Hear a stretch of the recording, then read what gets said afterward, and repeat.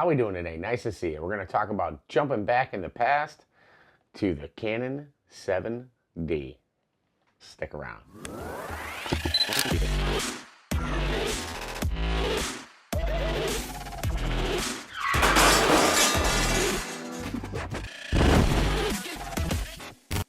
Well, just recently, I sold all of my DSLR gear and switched to all mirrorless. About a year ago.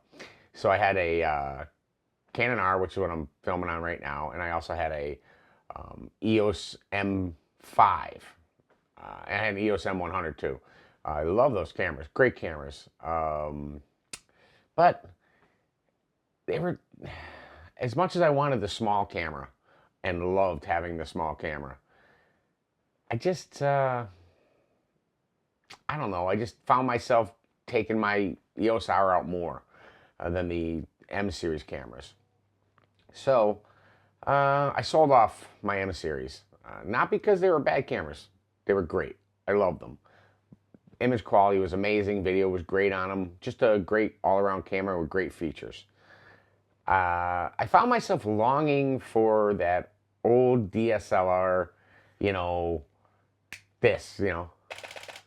that clack.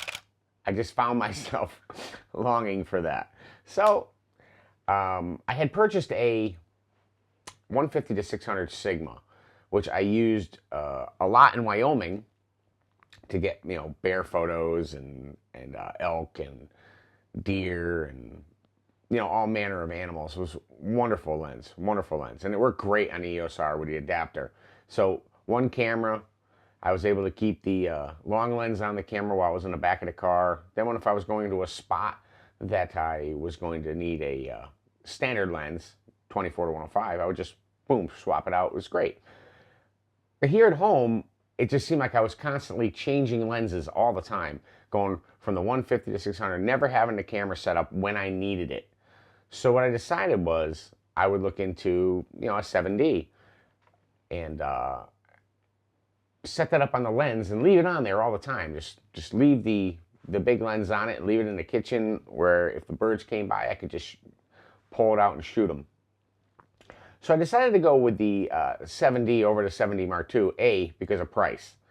This camera, without the lens, with 9,000 shutter actuations on it, get ready, $270. I mean, the camera basically mint, brand new, no problems. I mean, the sensors got a little bit of dust on it. The mirror has a little bit of dust on it. But overall, basically a brand new camera. So I'm thinking to myself, geez, now this is an 11 or 12-year-old camera. Is it going to be able to compete with cameras I've had recently? I had a 7D Mark II. I loved it. I had, my EOS R. I've had 5D Mark II. I've had these different cameras. Well, the 5T2 is around the same era as this, but immaterial. As you update, you get a lot of features that just aren't found on these older cameras. And it is true with this camera too. While in its day, it was an awesome video camera, I would not call it an awesome video camera today. Mostly because you're going to be manual focusing. EOS R, EOS M, even the 7D Mark II, all you do is flip it on, autofocus. You aren't going to worry about it, especially for this kind of stuff. For when you're doing vlog, one-man show, doing talking head videos, even if you're just trying to go around and catch video, I don't know. Sit there and manual focus. If you don't have to, why do it? Obviously for filmmaking, it's a creative tool. It's awesome. It's the only way to do it. But for this, it's not needed. So I do not use this for video. I just don't. I'm sure I could put it on the tripod, put it into manual focus, focus on me, and then move on with my day and take the video. And the video would look great. Because this was actually used for making movies and TV shows. They used the 70s because they were good at video, light, inexpensive. I say inexpensive. This camera was $1,700 when it was brand new. So you're getting An amazing camera from anywhere from 250 to 350. You can purchase this camera. 8 frames a second, 2 Digic 4 processors. It's only a 19-point autofocus system, but I found it to be enough. And it's customizable. So you can set your auto point to the center. So if you want to track, you can set to start on the center point and then track your subject around.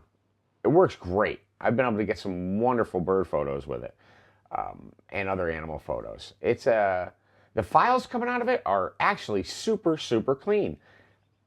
The ISO up to 6400, even up to 12,800, it's really not that bad. Now, I had a T5i. You went over 800, 1600, it started to look pretty crunchy. You know what I mean? Lots of noise, lots of color noise. It just didn't look very good at all. This guy, 18 megapixel sensor, which you would assume is the same sensor. But the processing on this camera is way different. This was a pro camera when it came out. This thing weighs a ton. It's made of magnesium. It's amazing. It's a heavy camera. Pro features. I love it. It's great. And I use it for what it was intended for. I use it for photography. I use it for wildlife photography. I bought this 18 to 200 Canon lens just for a walking around lens. And it works great. I've gotten some good shots with it. It's beautiful. So I find myself carrying this old heavy DSLR around and sometimes just leaving my EOS R at home because, I don't know, I like it. I like it. Is the technology better than the EOS R? No, definitely not. Does it have the features of the EOS R? No, definitely not. But I don't know, I just like the feel in my hand. Using a DSLR, it's great. I enjoy it. It's what I started on, and I love it. Now, would I get rid of my EOS R? Absolutely not. I mean, when the shots matter for portraits and landscape photos and general photography like that, no, I would not trade my EOS R for the world. But for wildlife photos, the R isn't as good as this. I'm going to be honest with you. This thing tracks like a beast. It sticks to whatever you want it to stick to, and it photographs it, and they're tack sharp. They're really nice. I've got some photos I'm going to show you up on the screen from it. But if you're looking to have an advanced camera, something with full-featured, fully adjustable autofocus system, fully adjustable points, it is a professional camera. I would rather spend $250 to $350 on this camera than spend $800 on an 80D or even a T5i, a T6i, a T7i, T8i. In fact, I chose this camera over one of those, not only because of the price, but because of the features. The only camera that compares to this camera is the 7D Mark II. And coming from a 7D Mark II, I gotta tell you, the 7D Mark II's got a lot of great features on it. It's very customizable. The autofocus system is one of them. It's one of the best autofocus systems I've ever used. But this one's not bad. It's pretty good. I don't find myself feeling that I'm shortchanged at all using this camera. So would I suggest a 7D in 2021? Definitely. For the right person, though.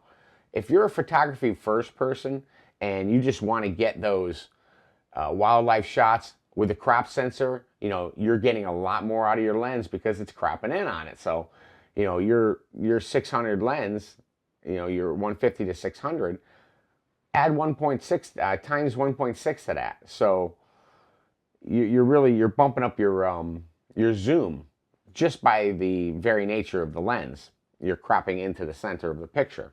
So you don't find yourself cropping as much in post-production, which I have done a lot of with the EOS R, which it's capable of doing. With the 30 megapixels, it's really capable of cropping in. This is only 18, so you get in there and you start to crop. you're losing megapixels.